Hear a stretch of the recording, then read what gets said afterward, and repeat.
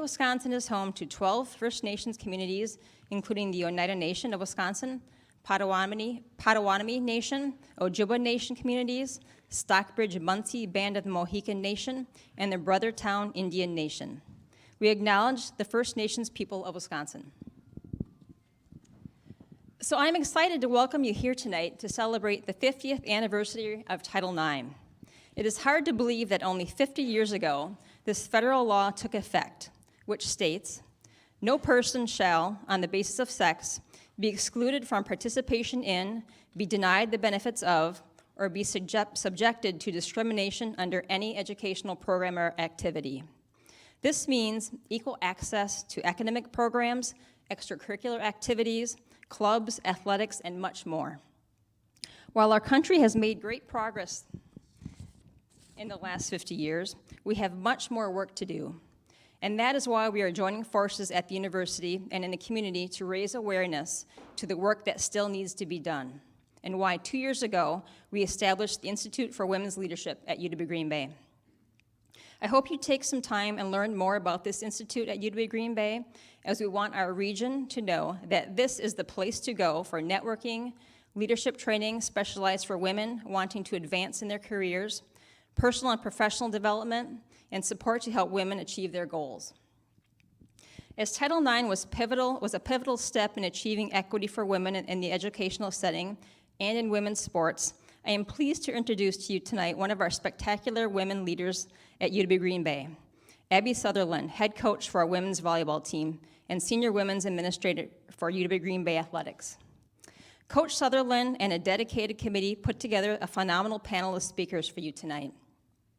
Abby is in her 5th season as head coach of the Green Bay volleyball program. She made an immediate impact, coaching the Phoenix to the league championship and the NCAA tournament appearance for her first year. In season 2, she led the team to a 21-9 record, garnering the program's first victory over a Power 5 school, Ohio State. And the Phoenix ranked 45th overall on the NCAA RPI, the highest mark in program history. Sutherland is passionate about developing women leaders and serves as the athletics women's senior administrator. With her leadership, UW-Green Bay has also raised more than $60,000 for Alzheimer's awareness. She is a member of the Green Bay Optimist Club and serves as UW-Green Bay's Diversity, Equity, and Inclusion Committee Chair. She is especially proud of her team's GPA of 3.5 and above. Sutherland came to the Phoenix after spending the previous 5 seasons at UW-Stevens Point, and she enjoyed a standout career playing at St. Norbert College. She received degrees in Spanish and secondary education in 2004 and a master's degree in teaching languages from Southern Mississippi in 2006.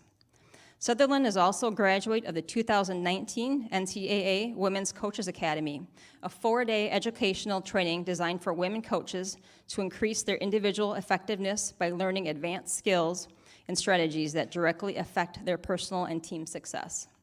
So please welcome our moderator for tonight's panel, Coach Abby Sutherland.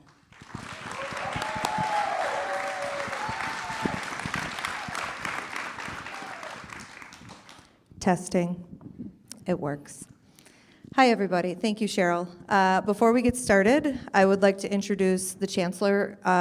Really grateful he's here. He's a pioneer for helping women become more prominent with leadership. And as volleyball defines leadership, we say it's modeling desired standards and behaviors. And the Chancellor does that for he leads me, I would say, and then step 2 we say is yearning to follow, and he does a really good job of making people want to follow him because he's vulnerable, he's authentic, and you know he's real. Let's welcome the Chancellor.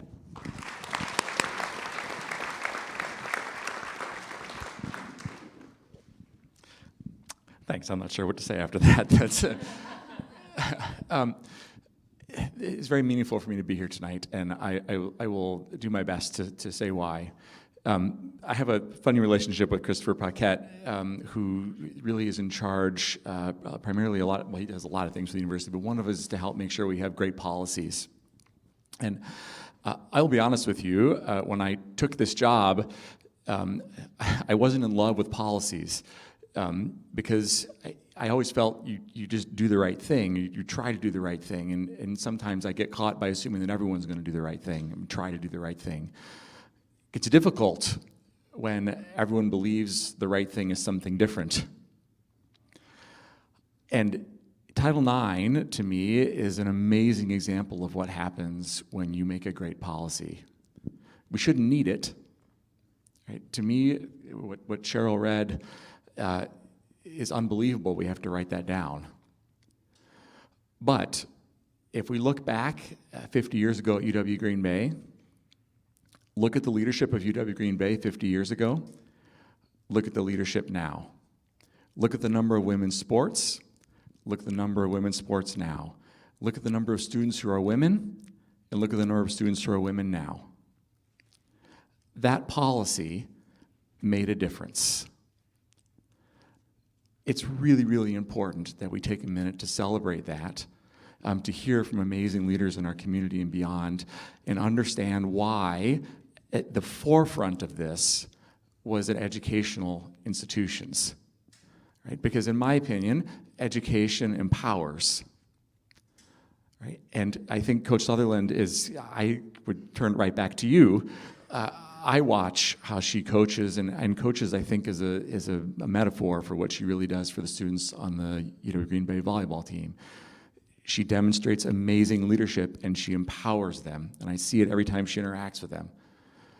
And that's what Title IX, it just gave voice to that, right? It said that there's no questioning that this is the right thing to do, and it made sure that institutions like UW Green Bay were held accountable for it. So we didn't have the choice, right? We had to do the right thing. And you could see the results in this room and beyond all across our campus. So it's an honor to be here and an honor to get to hear this panel, and very grateful to have people like Coach Sutherland on our campus. So I hope you enjoy the panel tonight, and thank you for being here.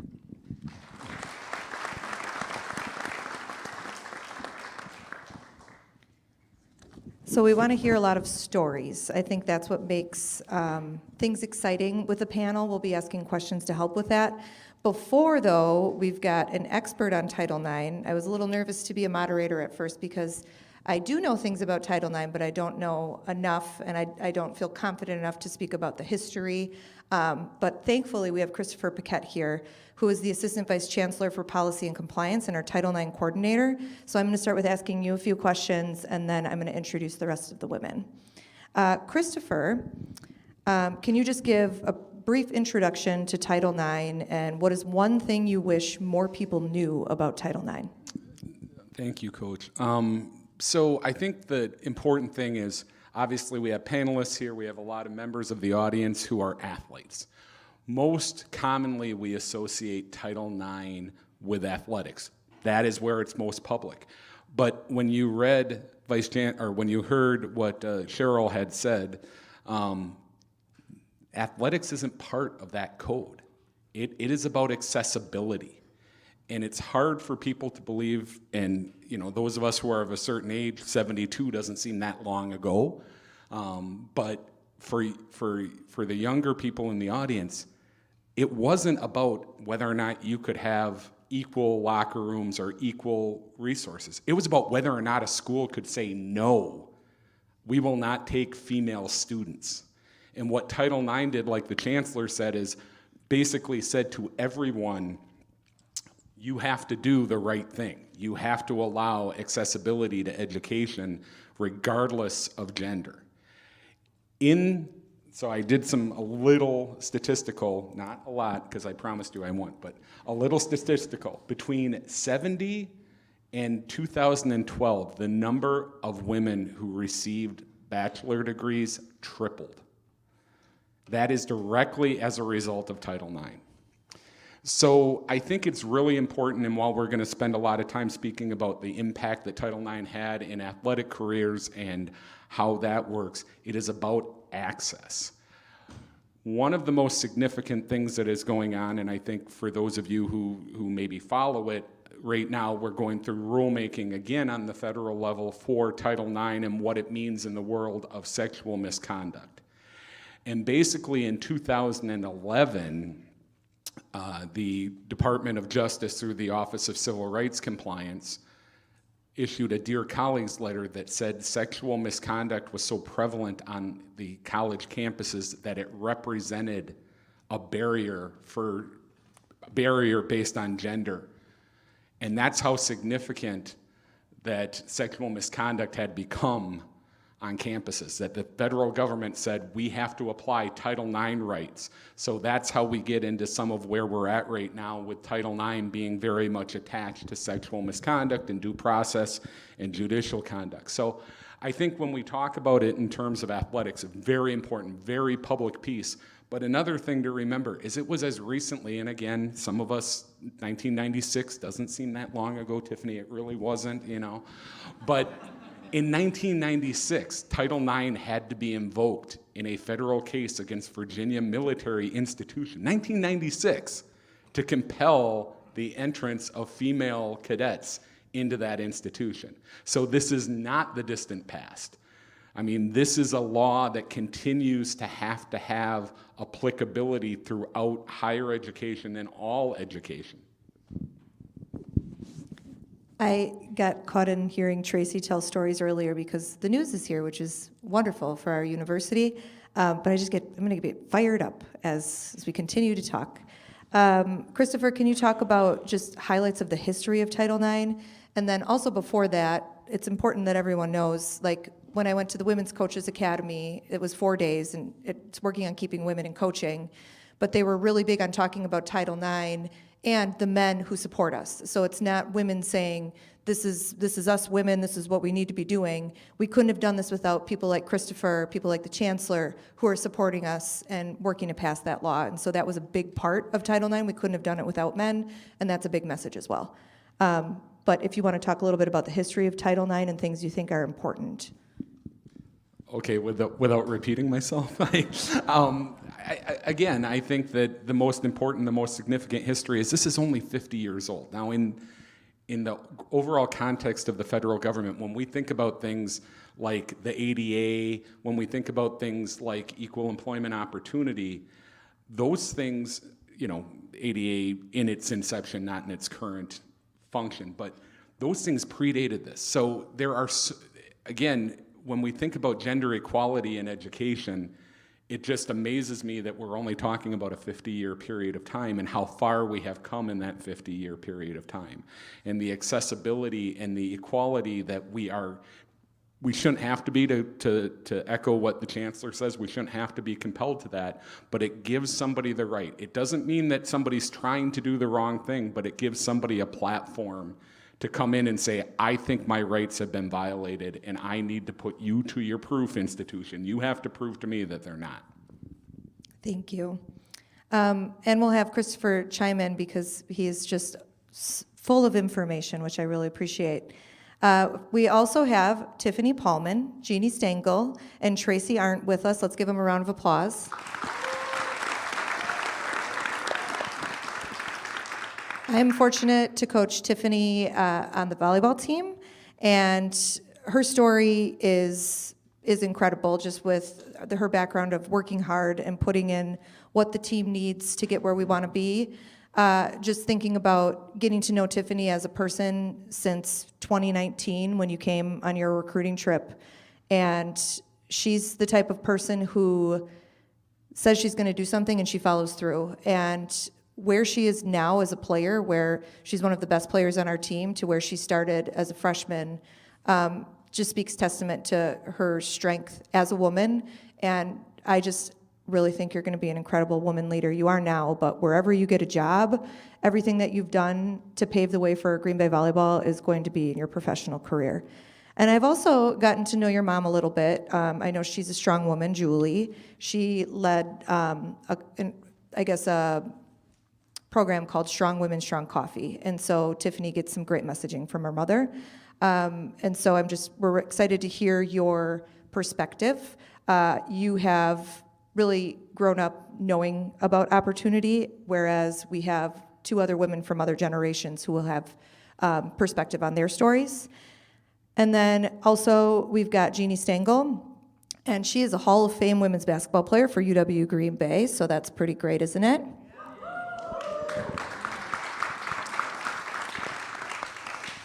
As women, we also talk about having confidence, and females aren't as good at, we say, tooting their own horn. So I don't want to just read a bio that doesn't do any of you justice. So you're allowed to talk about how great you are and what you've accomplished, both of you, because it's just, you're going to have so many great things to say.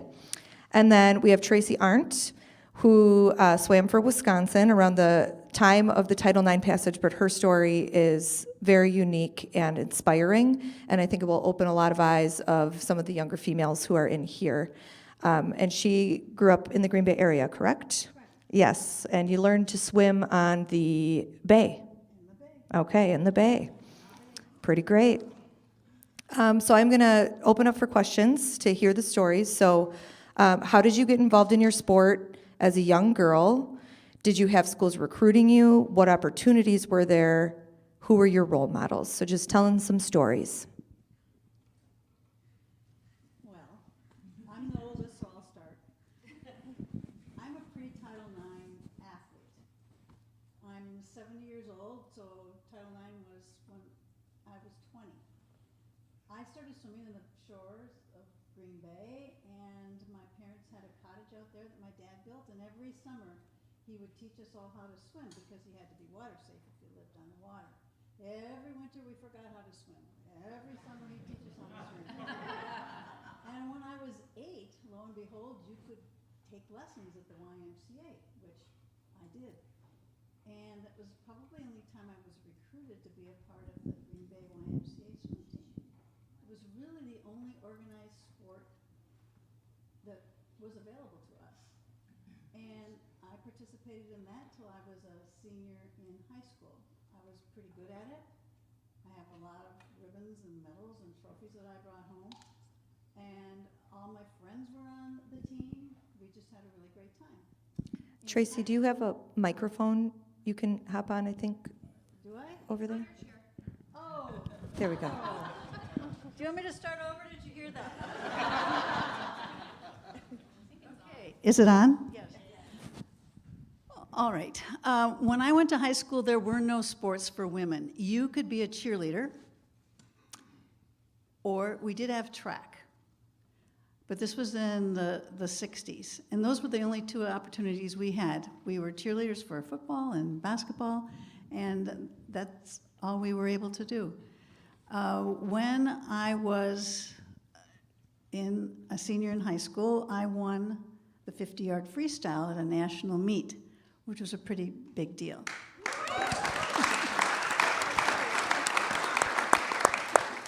The meet was in Green Bay. It was at the YMCA, and we thought that was pretty big stuff. At that time, there was no recruiting to any college programs because there were no college programs.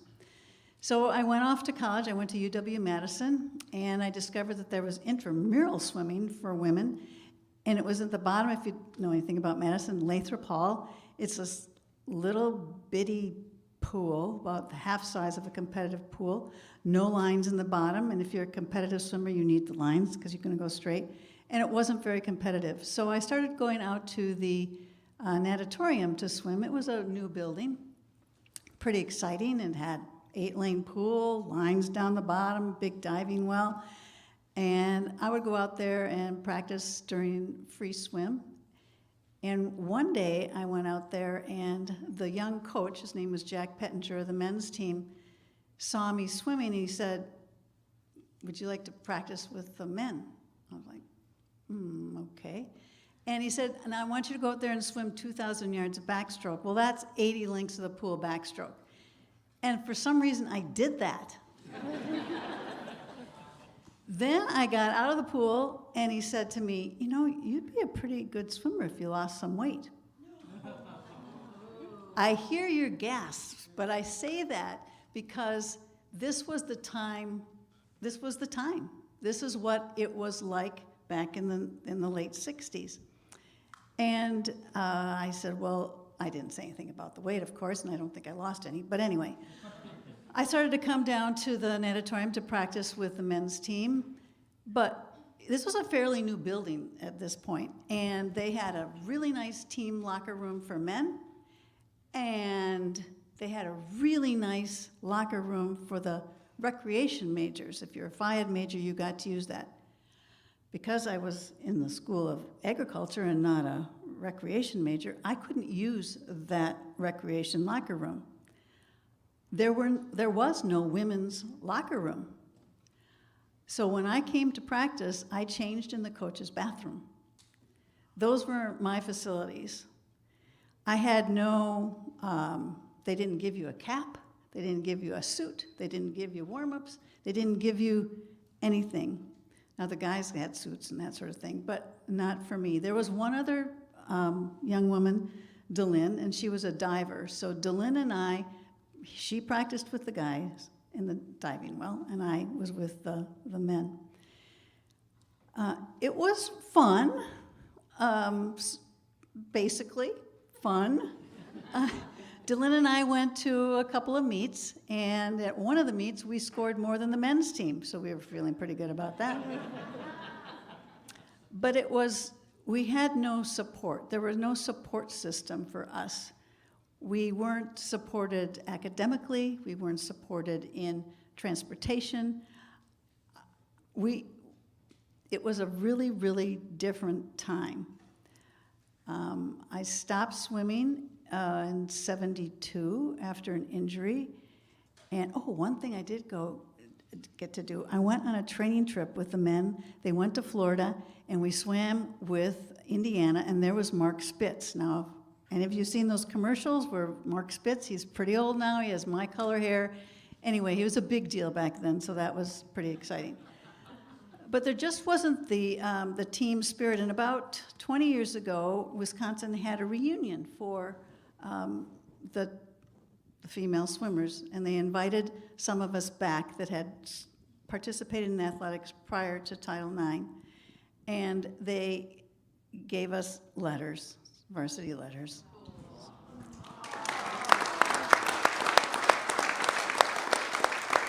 Even though we weren't a varsity sport, it was an interesting time to go back because there were groups of women and they were all part of teams, and then there was me, and I didn't have a team to talk to.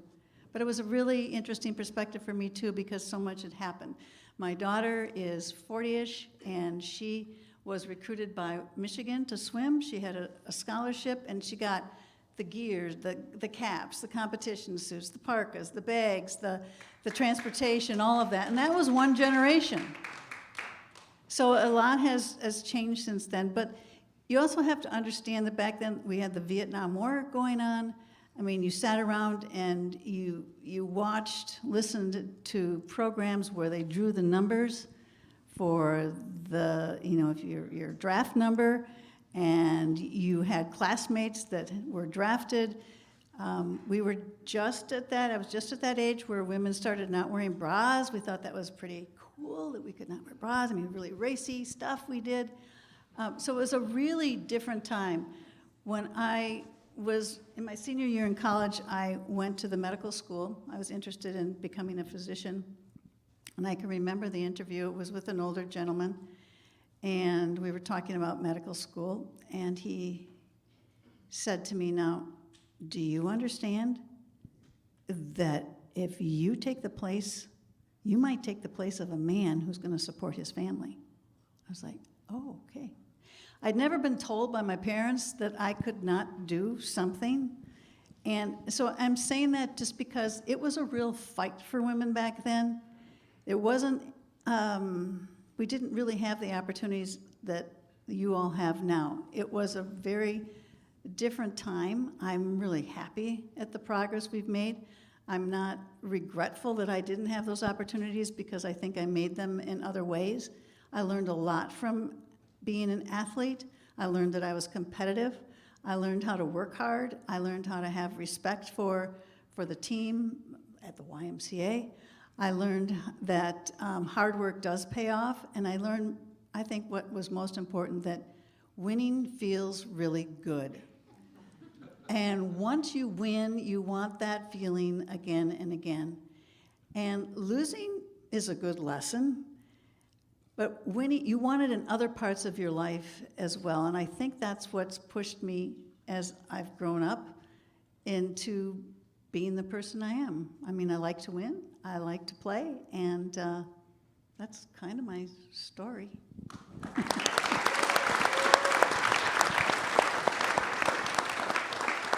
I have a follow-up question. I have more because I heard you tell the story earlier about how you were injured, and so there was no support for you to carry on, whereas you have a group of women who can support you if you are injured, and that must have been really difficult for you. So it was just an interesting comparison. Can you please elaborate on that? Sure. When I was a junior in college, I was still practicing with the guys. Now, I wasn't the fastest, but I wasn't the slowest. That was always a good thing. And when you swim, you do flip turns, and one of my heels hit the wall, and it just split open. And it's kind of a devastating injury in a couple of ways because it takes a while to heal. But secondly, then every time you do a turn, you're thinking about the last time you did that turn, and then you hit your heel on, and you were injured. So that's when I stopped swimming. But you're right. Nobody came and said, "Oh, are you going to come to practice soon?" Or "How are you doing?" Or "Can we help you with your medical expenses?" Or any of that. There wasn't anything to return to for me. There was no team. There was no support. And even though I adored the coach, I was done. That was about it. Thank you. We're going to hear more stories, but would love to hear perspective of what you thought of her story from either Tiffany or Jeannie. I'm impressed, but you cut yourself short, Tracy, in a big, big way. So, and actually, Tracy and I, we've known each other for a long time, and a lot of that was because of my connections here and being a student athlete here. So there's probably about 12 or 13 years difference between us. And it's even interesting to hear what you have gone through versus, what was coming 10 years later. And I mean, I was 7 when Title IX. I knew nothing about Title IX. But I think in our community and growing up here, I was sheltered from that. I think that, a lot of folks who were here, whether you were a boy or a girl, and maybe that was because I was the youngest of 5. I had parents who were very supportive. I was first generation college, so I had brothers and sisters that went to technical school, but as having an athletic ability opened up a whole new door for me. And in high school, we were better than the boys. I mean, we'd play the boys and whip up on it, but it was great. But part of that, too, was because I was the youngest of 5, and I had 2 older brothers that whooped up on me all the time. And I started playing in the barn, in the middle of it was the middle of winter and cold, but with my brothers playing basketball in the haymow. Now, for you, those of you that didn't grow up on a farm, that doesn't mean anything to you, but it's in the barn. And then after that, as I probably started playing on a team when I was in 7th grade, and I was always the tallest in the class. I was always in the back row, whatever it was, but I was always around tall people, so I never realized I was tall until after I graduated. But the opportunities that we had were good. I mean, they were really good. And coming then to college, the only reason why I chose to get a baccalaureate degree was because of basketball. At the time that all of my friends were going to NWTC, and all I could think of was, they will be done in 2 years and making a lot of money, and I'm going to be here for another 2 years. That was my block. And it was my parents and actually being recruited, so it actually came down for me being recruited between Madison and UW Green Bay. And a lot of that, I was a small town girl, so keep in mind, I grew up in Algoma, which is 20 miles away. It was a world away. I was a youngest of 5, I was a baby, I would cry every time I went to the bus, and that was probably until I was a senior in high school. But it was the opportunity to have a college degree, and everybody was encouraging me, you should do that, you should do that. And it was the people around me that convinced me it was a good thing to do. And what it came down to was, I did a lot of this. I had a lot of letters, and big deal. I had boxes of letters of invitations and things from the Hawkeyes to whatever it was, to Michigan Tech, but it came down to Wisconsin and Green Bay. And I remember getting the call at home. And again, I went for a tour down at Madison, and it was amazing. It was amazing. They took me everywhere, my parents everywhere. We went to hockey game. It was the whole dog and pony show, and it was impressive. And I was scared to death. It was a big school. It was a big step. It was a long way from home, but everybody thought, ooh, go be, a Badger. And I remember getting the phone call at home saying, Jeannie, and it was not from the head coach, it was from her recruiter, that said, you know what, we just don't have a scholarship for you. If you want, you can come as a walk-on. And I cried. And it was the best thing that ever happened to me, because then I ended up coming to UW Green Bay, started school here, ended up playing against my high school rivalry, who was Sue Bodilli, who is now retired. But here at for Sue, yes. And she played for Sutherland, and I played for Algoma, and we ended up coming here together. And that was a big issue. It was like, And within 48 hours, we became friends, and a lifetime later, she's my best friend. So that's just one of the things, too, that athletics means. But I can tell you, my first month here at school, honest to God, I cried every day. I went home every weekend, and my parents kept saying, it'll get better. Go back. And I cried, all my friends are going, and they're all doing this stuff. It'll get better. So thanks to them, I stuck with it. And the opportunities that we had here, and at that time we were NAIA, so we were not Division I. Actually, my senior year was when we made the full transition the following year. But we had amazing opportunities. And I'm not just saying that because this is my alma mater and the chancellor's sitting right here. I can't say anything bad. I have nothing but good things to say about what that experience was. And again, I was here 83 to 87. We flew to some of the most wonderful areas, California, Florida, and New York. And I want to just point out the experience that we had in New York was absolutely amazing. So just think about this. We played against Princeton, Brooklyn University, and West Point Academy. And at the time, we thought West Point Academy, they don't even have a women's team because it was a military, it was only about men.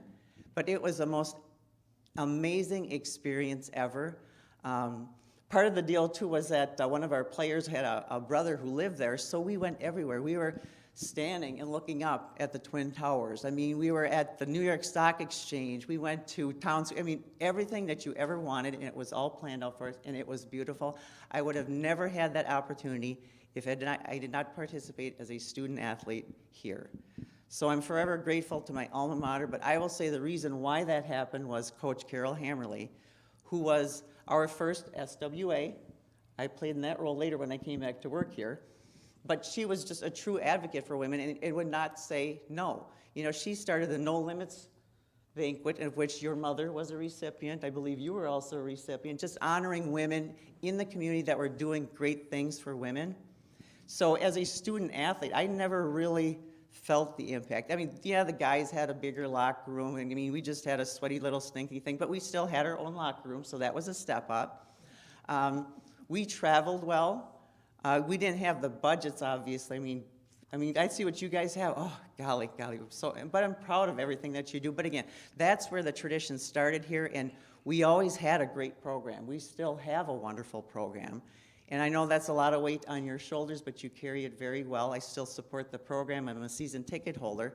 I probably realized more of a difference for Title IX when I came back to work for the university in athletics. I was actually our first compliance coordinator, and that was a half-time position because I did that, and then I did academic advising on the side, and then I later became our senior women administrator. But from that perspective, I saw more inequity in that position. At that time in the Horizon League, there were athletic directors. None of those were females. Their right-hand person, in almost every case, guess what, was a woman. And we sat quietly in the back. We did a lot of the work. I remember when I first started, this is when the NCAA still did audits, compliance audits, and we had to prepare that thick book. Chris, lucky you weren't around here. But a lot of it talked about Title IX, and it became more of an issue, more of an awareness for me because we had to make sure that we were offering equal opportunities. So, and at that time they talked about what was called proportionality. So the student athlete population had to mirror what the campus looked like. So if you had a population of 60% females and 40% males, the athletic program should look that way. So that's why we had said, I mean, at that time, the minimum number of sports were 14, but that's why we offered more women's sports, was just to reflect that. So we weren't under watch or whatever compliance would be to make sure that we stayed within those realms. But that's where it really became more evident to me. And the thing is, even as a student athlete, and it helps to be in athletics, whether you're in administration or what that looks, because like anything else, right? You can say, I know because I've been there. But what we found, and again, the SWAs would get together afterwards without the boys to talk about all the issues that we dealt with, but that's really where the inequity was, because, and it still is, it's a man's world, it's a boy's world, and there were opportunities for me to continue that route, but my life changed and things changed, and I've experienced, the private sector, and one of the things too that athletics, and there's so many things, so many lessons that you learn being part of an athletic team, the whole competitiveness, working together as a team.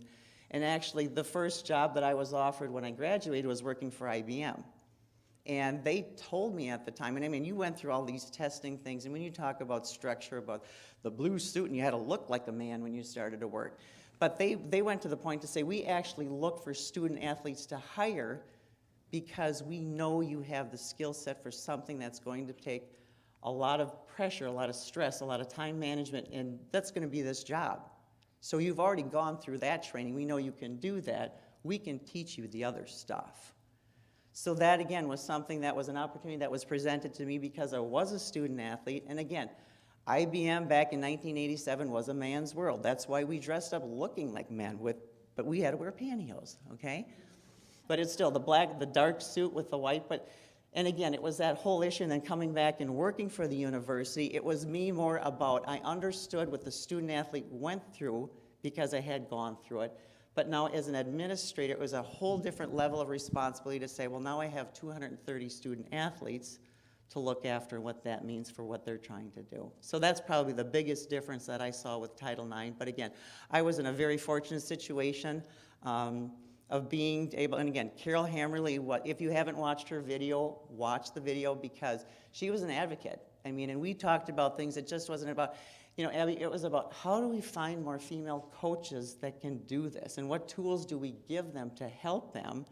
We struggled with that. We still struggle with that, and we're blessed to have you, by the way, so thank you. And to see you be a successful woman just makes me sit back and go, yeah, good for you. But again, it was those opportunities, and again, we still have a long, long way to go. I mean, look at what happened with the NCAA basketball tournament. Really? Who was even thinking that was okay? So there's a lot of work that still needs to be done, but the one thing I do want to mention, I'm a firm believer in destiny and why things happen. So Tracy and I ran into each other about 3 weeks ago at the farmer's market, and this is on, I can't make this stuff up, okay? So we kind of talked about what this all meant, what to avoid saying, we're all in this world of be careful, be sensitive. And that night I had a dream. I was in a parking ramp way up at the top, and I wanted to back out. And all these cars were coming up the ramp, but I needed to go down the ramp. So I was trying to back out, and people started honking at me, you're going the wrong way, you're going the wrong way. But I need to go that way. And they were all women. I'm serious, I can't make this stuff up, right? They were all women driving, and all of a sudden, Tracy drives up next to me, and she said, Jeannie, you're going the wrong way. And I don't know how it happened, but my car turned around, and I was going with Tracy and all these women the right way. And I woke up in the morning, I thought, that is kind of like what we're talking about, because it's all about creating awareness and creating that support and working together as a team, as women. And it became much easier in life for me to go with the women who were with me in the right direction. And to me, that's what Title IX is about. So it was like I woke up, I'm like, wow, that was real cool. I'm going to have to tell Tracy when I see her that. So I told all of you. Thanks, Jeannie.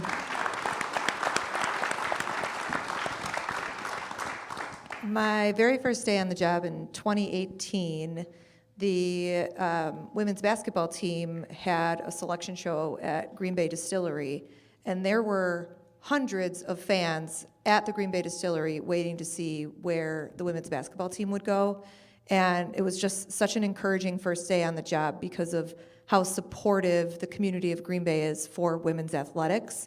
And it's just really inspiring for me and makes me excited to be a volleyball coach here. Tiffany What do you think about all of this?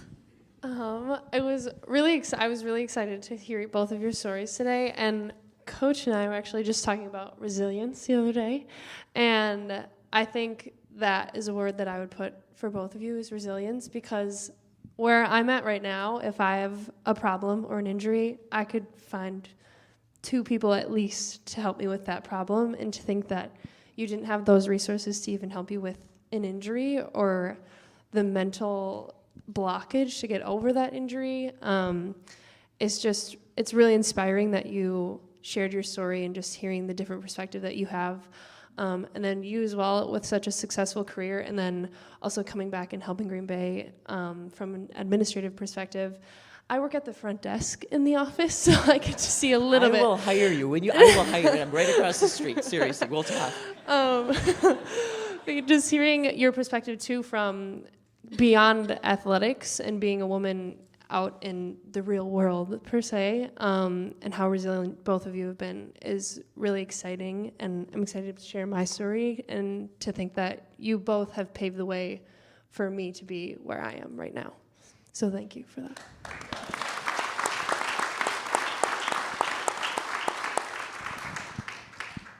We're always working to keep perspective on our team, and so our team cares. We want to do great this year, and that's awesome. Can you speak about how that puts into perspective? So it's like we play 4 home matches this weekend, and we get to play in front of our home crowd, and it's really exciting. But today we were starting to feel the nerves in practice. When we talk about this, how does this give you perspective? I think it just allows me to recognize each of the people that I have around me, like that support system, and appreciate the little things, because those are things that I wouldn't have had, that we didn't have 50 years ago. I have a mental performance coach that I talked to yesterday that he helps me every single week, just with trying to play volleyball the best I can. And that's something new in athletics, especially focusing on mental health and trying to be have the best game that you can, but having 90% of it be the mental side and maybe 10% be physical. I have athletic trainers that I see every single day. I have a wonderful staff of coaches that I come in and can watch film with. I can go in their office at any time of the day. I have an academic advisor, Coach Klein, who everybody knows and loves him. And I just have all these people around me, and to think that that's something that is because women have spoken up and said, we need these things to be able to succeed is really special, especially going into our home matches this weekend. Just, I think, appreciating every person around us, and it's because of hearing your stories and recognizing that there's a need for people like that around us. Isn't Tiffany great?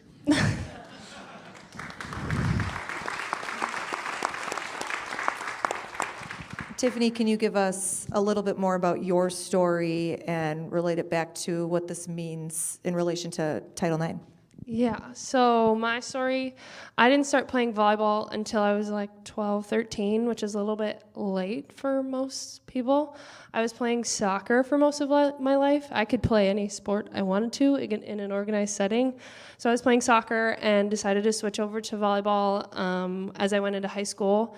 I was also able to play club on top of high school sports. I was a 2-sport athlete, and then I was also a wrestling manager because I grew up in a family of wrestlers, so I get being beat up by your brothers. And I'm the oldest, and they beat me up, and they're 6 years younger than me.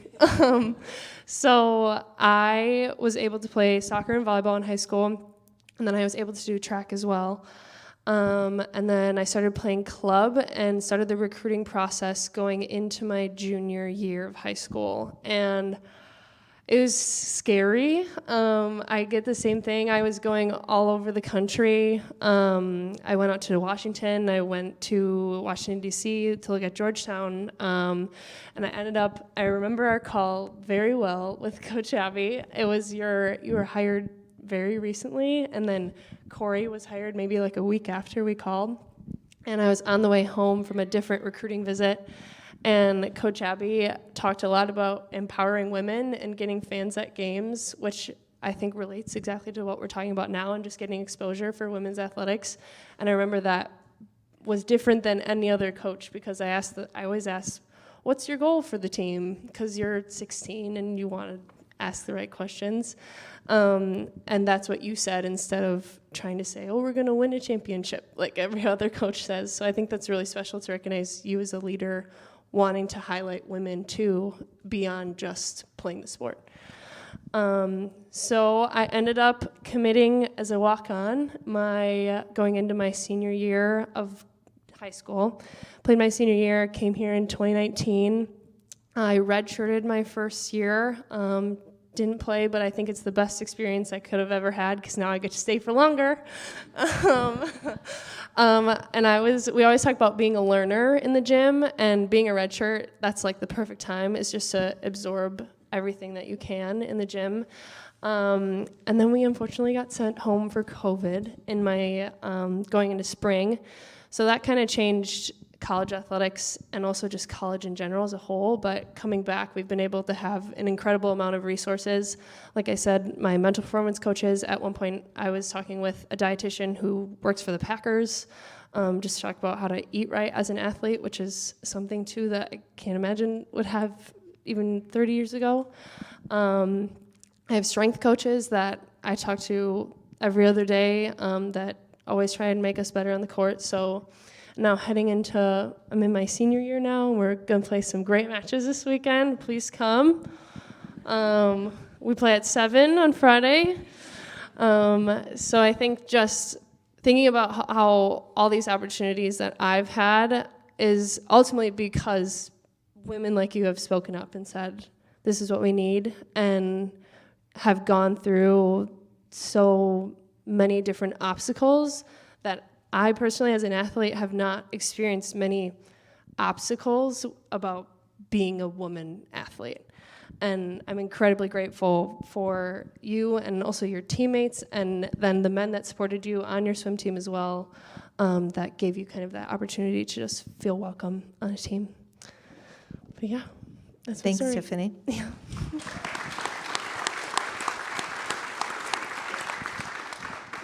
Tracy, thinking about awareness of, Title IX, probably not even knowing it needed to happen while you were an athlete, what were your thoughts while you were actually swimming with the men? You don't know what you don't know.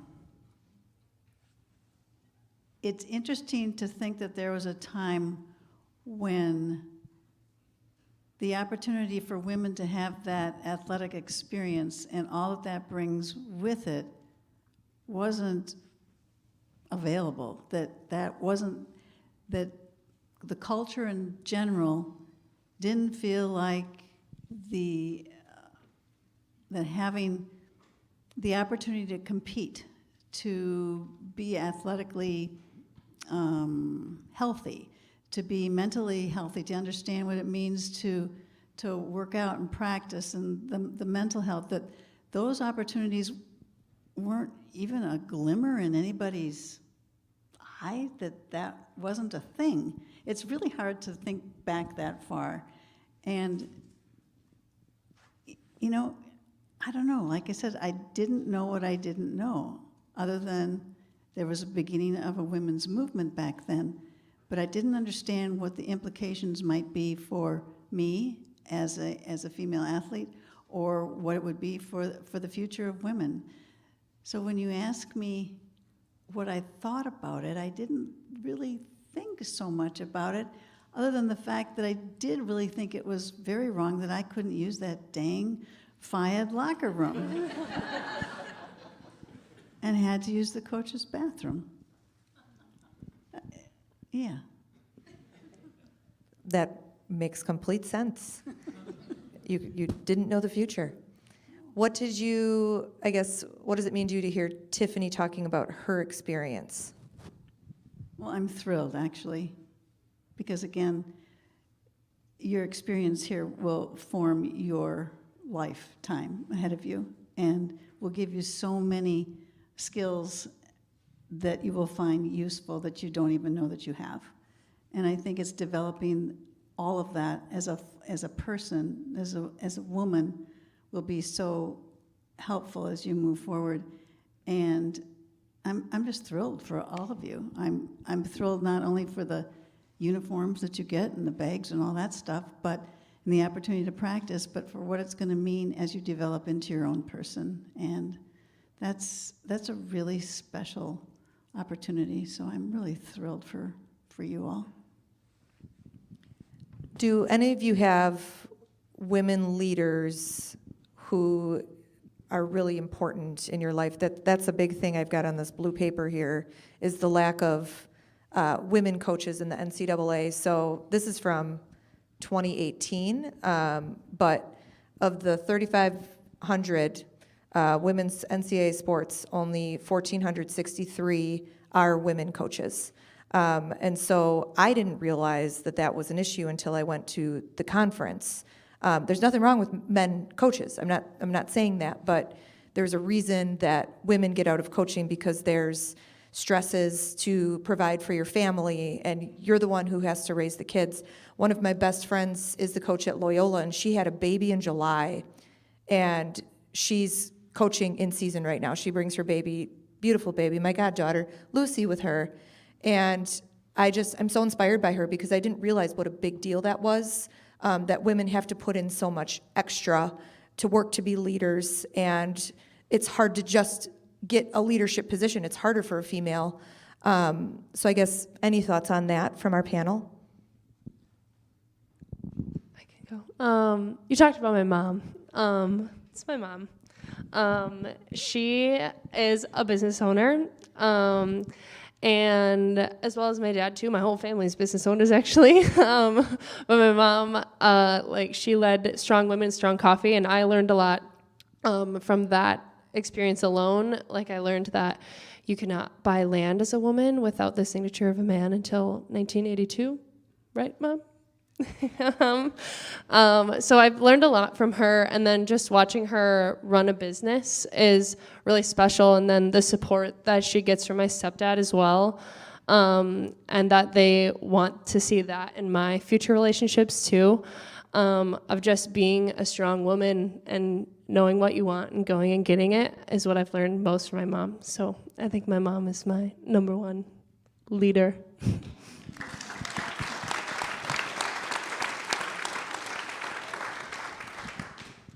Any impactful women leaders in your lives? Mom always comes up, right? So I think part of it too is once you sense and you build female leadership around you, you know what to look for. And, I would say the same. I mean, I was very fortunate. My mom was always supportive. My parents ran their own business, and my dad was out talking to all the customers, and my mom was in the back doing the bookkeeping work and saying, Barta, get back to work. So I understand that, but I no longer have my mom. But through that time, I've filled that void.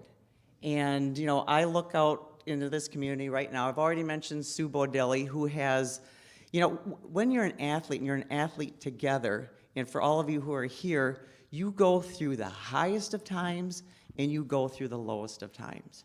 And understanding that when that happens, it's about trust, right? It's about having that trust that I know that Susie's got my back. She's going to pass me. She's going to yell at me when I miss my layup, but I should be yelled at. But it's that trust factor that takes you into life, and then dealing with other issues as they come up. And I don't care who you are or whatever, everybody here has something that pulls at their heart, but we all say it's all good, right? It's all good. But knowing that there are always people that you can go to, she became one of my go-to people. So, and other folks, I take a look, and then once I was in the community, being able to find other leaders or people that would take me under my wing, or under their wing. Sue Porath is here tonight. She's a dear friend of mine. Actually, we met each other because our kids were in school together. But she was the one that said, Jeannie, you should be in the optimist group. Jeannie, you should be, let's co-chair the power of the purse. But it was those connections. And then that led into the Women's Fund, which is just a strong group of female leaders that we help inspire girls and do things to bring them up with us. And then I take a look, and then Kate Owens, who is one of our current board members at Curative Connections, is here to support. And it's like when you find people, when you can smell that support, you surround yourself with those people, And Tiffany, you so have a job when you were done. She has to go for 5 years. But that's what I think it's all about too, is when you have that, it's the sisterhood, and it's keeping those connections, and it's knowing what that is, and it's helping the next generation come along. I take a look at what you deal with like right now from a student athlete perspective. The bar has so been raised. And to see that you have resources that talk about mental health issues and nutrition, I mean, we didn't have any of that. But then again, we didn't have the level of intensity that you have right now. So when I come back, and whether it's softball or cross country or volleyball, basketball, whatever it is, the levels of intensity that you have, the travel schedules that you do, I admire what you do. So as much as you think that we're passing on to you, you inspire me to keep going, because it's that feeling of satisfaction saying, wow, we still have it, and even though it's more intense, women are still stepping up to the plate and helping each other. And that's, I'm hoping, what everybody is learning as you're going through and having this great opportunity. Take that with you and take others with you. And then the last ones I'm going to say, because the most important ones are sitting up there. I had 3 girls. 2 of my 3 are here. And it just gives me great pride. Now, there were sacrifices, because raising a family and working and doing all those things, it was a balance of I was at work, and I felt guilty I wasn't at home. I was at home and feeling guilty I wasn't at work. So these poor kids, when they were VCR players, would come to work with me on a Saturday while I'd be doing work, and they'd be watching Barney on TV. When I had to do volunteer activities, I said, you know what? You're gonna come and volunteer because you're gonna like it.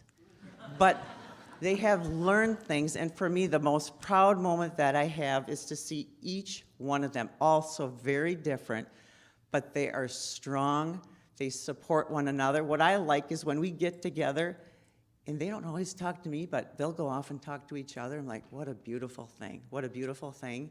So it gives me great pride, and I thank you, my 2 beautiful daughters. The other one is out in Boston, so she had a lot further trip that she couldn't make. But what's so proud of them, and again, things that they share back to me, a lot of times you think that people aren't watching, people are watching. And now I have, and she has 2 of my grandbabies that I'm very proud of, and one is a little girl, and I take a look at her saying, what are things going to be like for her as she's growing up? She has a wonderful mother and a wonderful auntie that kind of help her, but again, it's about women helping women, not saying that men are not supportive.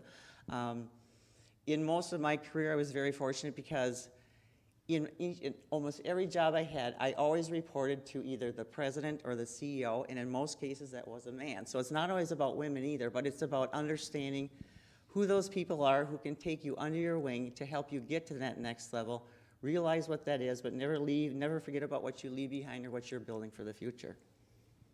Thank you. Tracy, any women leaders you feel important to mention?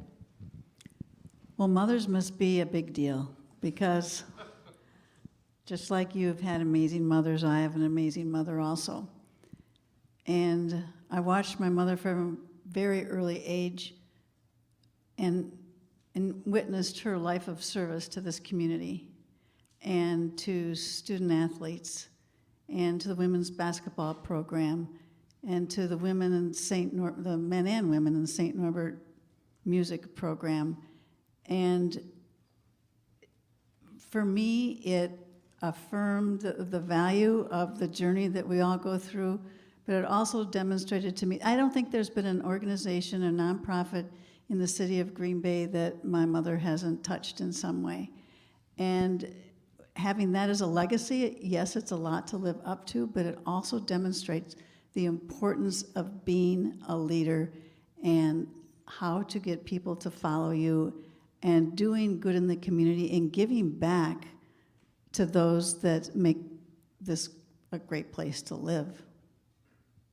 I don't know, she's a really special person. You should all get to know her.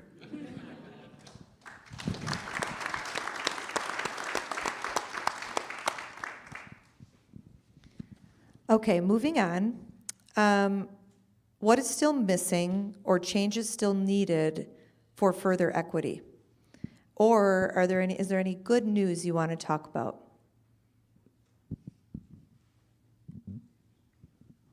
I have some good news. One thing that I think just going forward that happened yesterday that was really special was the Kentucky versus Louisville volleyball game was on ESPN, not ESPN Plus, not ESPNU. It's on ESPN. I found out that that is the 4th regular season volleyball game that's ever been on live TV. In the past however many years that volleyball's been a Division I sport, which I think is really special. And it wasn't an NCAA championship game. It wasn't a replay. It was on at 7 p.m. when everyone's watching. And I think that's really important for any women's sport. To be put on that kind of stage is really, really cool, because I think it just gets people excited about women playing sports, and that women can do hard things and they can do really cool things at the same time. So that's some good news that I think should keep happening. Along with that, so volleyball's getting more attention. We want all other women's sports to get attention. But something I'm waiting for in NCAA women's volleyball is for a women head coach to win a national championship. A woman head coach has yet to win a national championship in volleyball. And so I'm really hopeful for that. They're starting to hire, there's really not a ton of women coaches in the Power 5, but we're getting there, and maybe it'll be this year. Maybe it'll be Green Bay.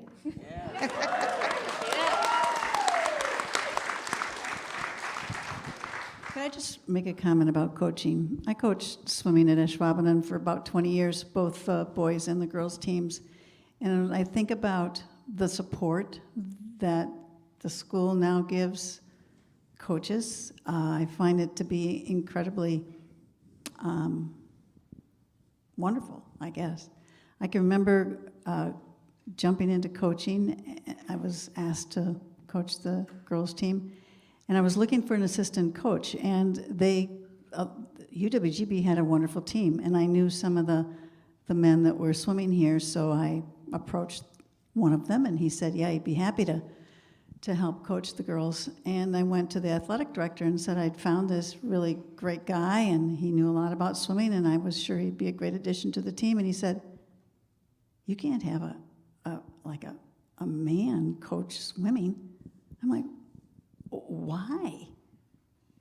I said, you have men coaching women's basketball, and their outfits aren't that much, bigger than the swimming suit. But that's what he said, because women were in suits, and I shouldn't have a college-aged man come and coach. So I think that just the temperature of that whole thing has changed, because never even crossed my mind. I was looking for the best person to help me that I knew could be an effective coach, who had a team of men and women around him. It wasn't such a big deal, but it was a big deal then. Anyway, I did get him. He did help me, so that was a good thing. But it was interesting, too, that they let me coach the men, and they were kind of small suits. So go figure. It's just interesting. I mean, there's still some obstacles. I think one of the things that, and Jeannie and I talked a little bit about this, I have a concern about women in sports and about women's athletics.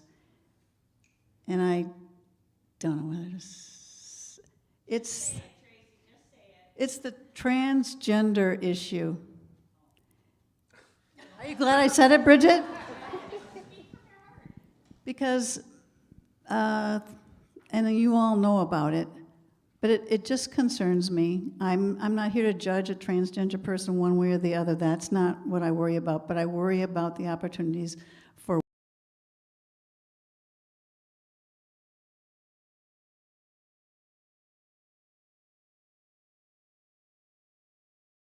We're working hard with me being the senior women administrator to make sure that that's something that, I know it's a really hot topic. I'm passionate about our student athletes and whatever's important to our student athletes. And so the equity part and the equity piece is important. And we talk about being able to have conversations where you disagree within the team, but representing a student athlete for their identity is really important too. So that's why it's like we respect what Tracy says so much, and then this is where we're still talking about how things are changing between the generations, and so that's something that we're okay with talking about, because we've got student athletes and people who are Tiffany's age who we want to support and figure it out, because it's complicated. I want to ask Christopher something. So we've been able to work together with me being senior women administrator, and I can tell you're really passionate to be an ally and help women. Can you speak on why you're passionate about that? I hope that's not anomalous. I seriously do. I really hope that my perceived passion about equality is not anomalous, and I certainly don't perceive it to be so, but I'm flattered. And again, thinking about a woman leader, I'm looking around this room, thinking about the incredible leaders we have in this institution. And I'm not saying Cheryl because she's my boss, but Cheryl, Kate, heck, I thought I saw Janet up there. Was Janet here? Okay, see, I'm not always mean to you, but all of those women are incredible leaders for this institution. Wendy Woodward is also, but Coach, your passion is infectious on me. So that's part of why we can work together. We're both passionate people about things like that, but working with you is an honor and a privilege, and the way you've embraced that SWA role, the way you've embraced your Title IX co-coordinator role, this is you right here. So give yourself credit for that too.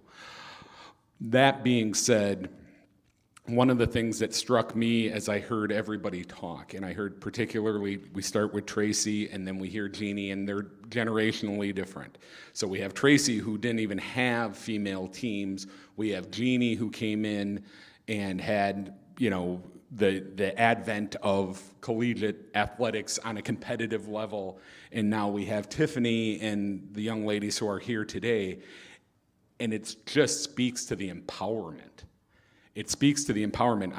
If somebody said to Tiffany, you got to go change in Coach's locker room because we don't have a locker room, I guarantee you're going to see him, our compliance coordinator, the first thing and say, what's going on? That would not, the empowerment and the fact that, I heard a couple times from both Tracy and Jeannie, we didn't know what we didn't know. Well, now we know. Now we know that it is unacceptable for the NCAA to promote a tournament that is the same sport, the same rules, the same everything, and say, but you get these locker facilities and this other, because of their gender, they get a different locker facility. It's just something we don't tolerate anymore, and it's not even a thought. The fact that the U.S. women's national team had to go so far to get equal pay, not like profit share. We're talking about equal pay for performing the exact same work. So, I see things like that, and to me, it tells me how far we've come. I'm a father of a daughter. She tried volleyball. It didn't take, but she's now a power lifter, and she's a collegiate power lifter. So, I'm passionate because of those reasons. I also have a very strong woman in my life who's, I consider to be a community leader, and my wife that, also, instills that passion in me. But again, Coach, I think your advocacy for women on this campus, particularly when it comes to these issues, has been second to none. So.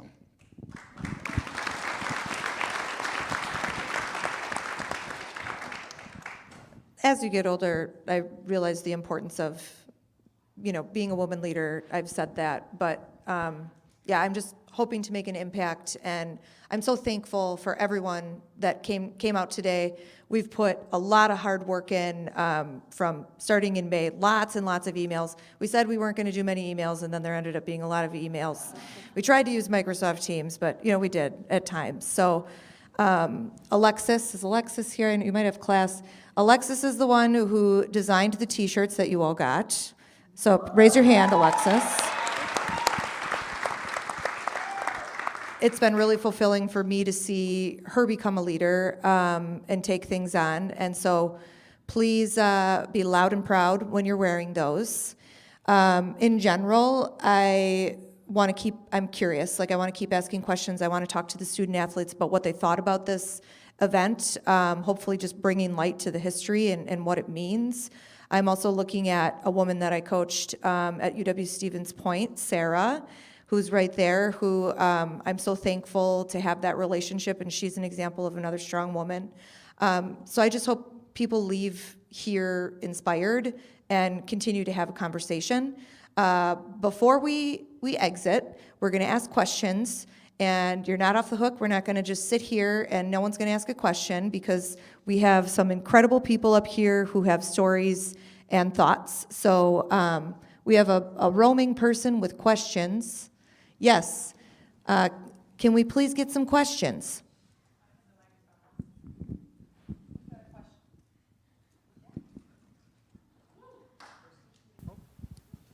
Hi. First off, thanks to all your. I enjoyed listening to all your stories, and I was kind of inspired by them quite a bit. My question was kind of about burnout. I think that's an important topic for student athletes.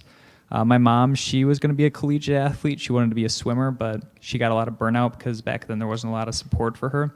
So I guess as that continues to be an issue, all three of you come from different generations. So how you dealt with your own feelings of burnout, how you've helped teammates, or just in general, how do you work through those emotions? Sure. Yeah, I think it's something that every athlete goes through at one point or another, whether they like it or not. I've experienced bits and pieces, but I've been grateful enough to have amazing teammates that I can lean on during that time, and amazing coaches too that I definitely lean on during those times. Especially with, I actually said this during camp this summer to some like 11-year-olds that probably had no idea what I was saying, but that being an athlete is a full-time job, and this university especially recognizes that that's how it is for athletes, and they're super supportive of that. I have a professor here who's really supportive of that as well, but it's the best full-time job you could ever get. Like hands down, because you get to play the sport you love with the people you love every single day. So that's something that I've kind of used that as almost like a crutch if I'm ever feeling a little bit burnt out, is that I'm just playing the game I love with people I love, and it's just a game, and I just want to have fun. So, yeah. I would say I could talk about burnout for a long time, because we had to do something that was incredibly abnormal during COVID. Like everything that our program is about with connections. We weren't allowed to use our locker room during COVID. We were talking to each other with masks on. There was no place for us to have connection. And so all of a sudden I found myself not liking coaching, and I was like, why am I not liking coaching? And then my husband, who is a wonderful supporter of me, I come home and he knows, like, I'm just like, what is going on? I can't figure this out, but the why behind what you're doing is really important. And so what fulfills me is empowering women leaders. And so remembering, going back to that. And then the other thing, especially for females, and you can do this with males as well, is attaching your self-worth to an outcome. And that's easier said than done. Like I can easily say, well, okay, we lost. I am not I'm not the loss. Like, but deep down inside, I could still be internalizing that. And I think I got in a habit of attaching wins and losses because I have experienced success. And then, like, I have to hear a bio that's, someone read my bio, and I'm like, oh, that's a lot of success. Like, oh, like I better keep doing this. Like, I got to keep being good. But I've found a way to find what's fulfilling and just like do it for myself and for a why, and realize that my character and who I am, like, I'm going to make mistakes as a coach.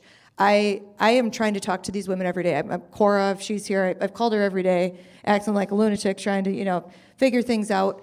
And I'm going to make mistakes as a leader, and I'm going to say things that are wrong, but that doesn't mean I'm a bad person. And so for a while, I thought I was a bad person because we were losing, and it was a miserable place to be. Or I'm trying to coach these women, and we're only talking about volleyball. Don't get me wrong, I love volleyball, but I don't do it because of volleyball. I do it because I want to have relationships, and I want to see what these women can do. So I think you have to do some really, really hard work. I see a counselor. My mom has Alzheimer's. Like, I've had to work really hard to be good mental headspace to be able to handle coaching. And I know it's just like that for student athletes. And so I really work to preach that to our athletes, that they are more than the wins and losses, because it's hard enough, like you internalize that. They don't need to hear me saying that, even though there already is pressure. So that's a little bit of my 2 cents on burnout.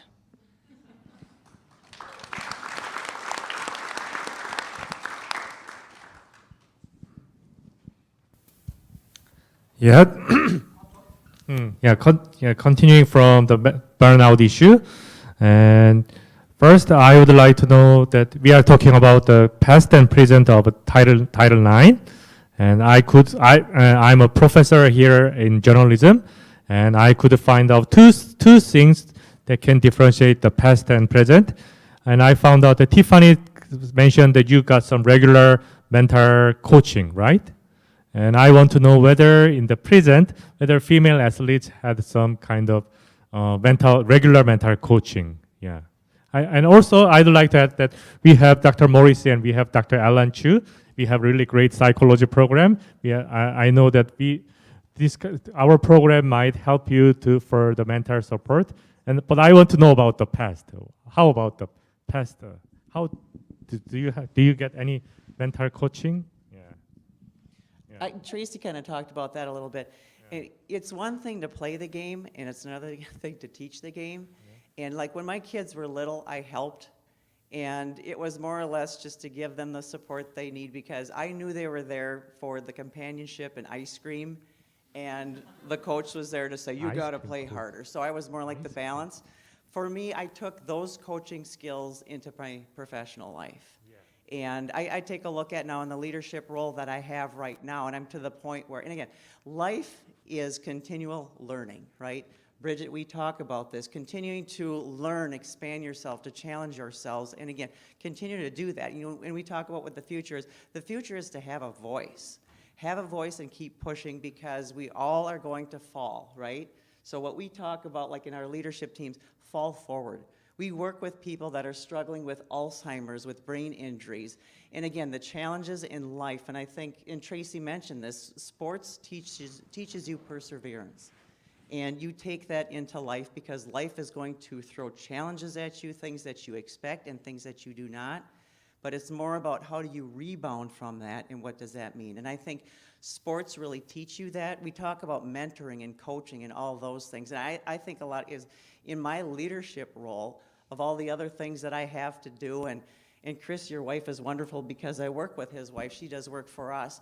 But it's about understanding when you step in. And again, yes, we've got a big role of understanding that we have to be able to budget things and sign contracts and do all that. But to me, I take a look at this thing, and as a leader, a lot of times we just want to take that on ourselves, right? That's the biggest mistake.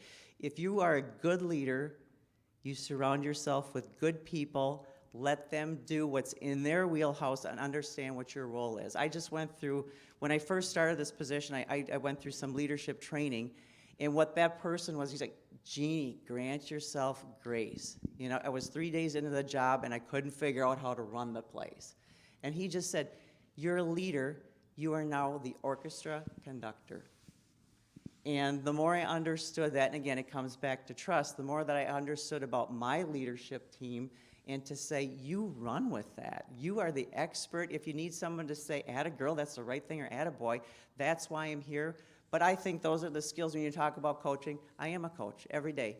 My kids, I coach with my kids. I coach with people in my lives. That's what it's all about. And again, I think for all of you that are current student athletes, that's the biggest gift that you can develop, and then take that into any aspect of your life, whether it's still in the realm of competition, in your sport, or anything that you're going to do in your family life or your professional life. Well said.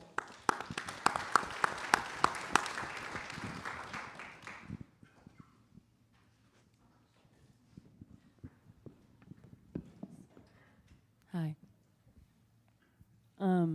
In terms of the future for Title IX, what is or are your commitments to supporting transgender or athletes who are transgender? That's a great question. That's something that I talk about every day with Jermaine. We've got a DEI webpage that has policy. Stacy was here earlier, but that's something that I'm willing to have a conversation about, and that's like Jermaine, we're learning every day because there's things that like I'm open to it. I feel like I have an open mind, but it's about working to have conversations where it's scary to other people.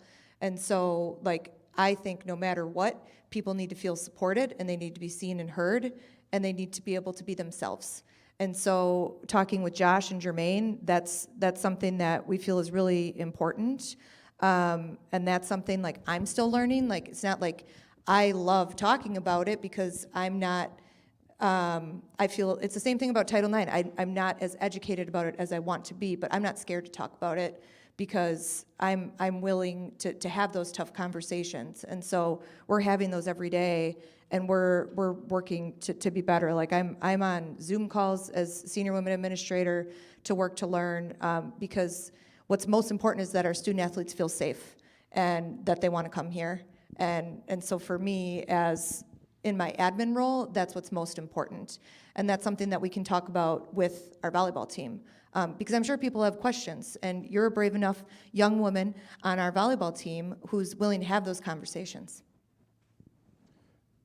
Coach, can I speak to that? From a Title IX perspective, okay, it has gone back and forth, but currently the Office of Civil Rights Compliance dictates that an individual has the right to be treated as the gender that they identify. This institution mirrors that and continued to mirror that from the time that it came out prior to the last administration through that executive administration revoking that letter of Dear Colleague letter, and now with the reinstatement of that Dear Colleague letter. So from a institutional perspective, an individual under our Title IX assessment is entitled to be treated as the gender at which they identify. That being said, there are powers beyond this institution. There's the NCAA, there's the Horizon League, and unfortunately, well, I'll try not to use judgment, the state legislature has wanted to opine on those things. But from an institutional commitment, and Chancellor can step up and grab it away from me if I'm wrong, we treat individuals with the gender that they identify, and we will continue to do so. I would turn that back to you, and I would say, what do you think needs to be done?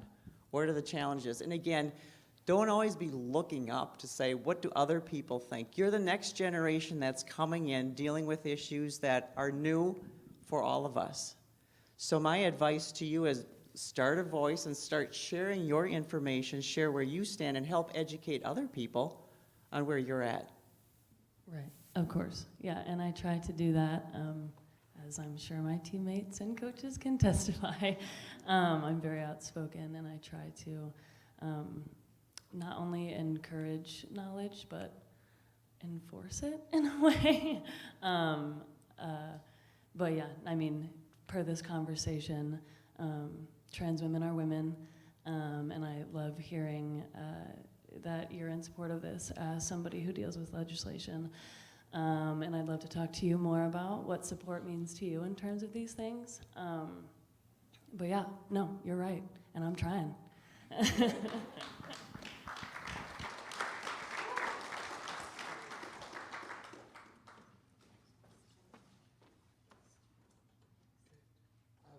Question for Tracy. We've heard your fellow panelists talk about the support that they had. Your teammates, your coaches, all the support staff that you have. You didn't have any of that. What was your support? My family. As I mentioned, my mom and dad never told me that there was anything I couldn't do. I would come home from swim meets and there'd be signs on the door. And when I went off to college, they didn't come with me, but I knew they were there rooting for me. But again, when you don't have the team, it takes a lot of intestinal fortitude to continue forward when the path is so difficult and there doesn't seem to be a path, because you have to forge it. And, you know, after my injury, I couldn't do it anymore. I didn't know where to go. I didn't know how to do it, and because I didn't have the support. So. I'm Tracy's younger sister by 10 years, and I just want to say thank you, because I was a student athlete as well. We didn't know any different in our family than competing, whether it was cards or swimming or skiing or whatever it was. But when I got to high school, I had all those opportunities. I didn't know that there wasn't women's basketball, women's swimming, women's tennis, and that was a short 10 years later. And I feel really grateful, because that really formed who I was. And I went off to Madison and started swimming, and we were in the men's sweats, but we had them, and we were sort of thrilled at the time that we did have them, not knowing any different. 10 years previous, it was completely different. We had our own locker room. It wasn't super nice, but we were thrilled to have it. So I really, really appreciate the ground that was broken. It's super important, because I also have student athlete children, and the strength that they got from doing high school sports and sports all along, the opportunities they had, as you all know, are just life-changing.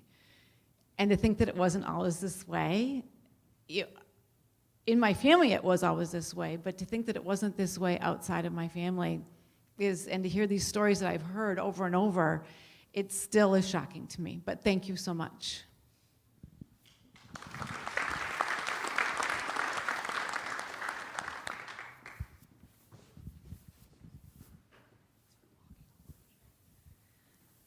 Hello. So obviously you all have, look out at the crowd. These are some female athletes right here. And you know what? They're wearing their own uniforms. They got a really nice locker room, for the record. Not that I know, but they told me so. And they have their own space to practice in. And I think that's amazing. I really would love to hear each of your thoughts. And I'd really love to hear them from the oldest experiences to the youngest. Because I'm sure it's really weird, and I thought it was really cool. I'm sure you had a cool moment, getting to know these wonderful ladies here who, they didn't have those experiences we do. And even though, you've grown older now, I'm sure you have a lot to say about the fact that you've worked with students who do have those experiences, and you have family now who have those experiences too. So what are your thoughts on that?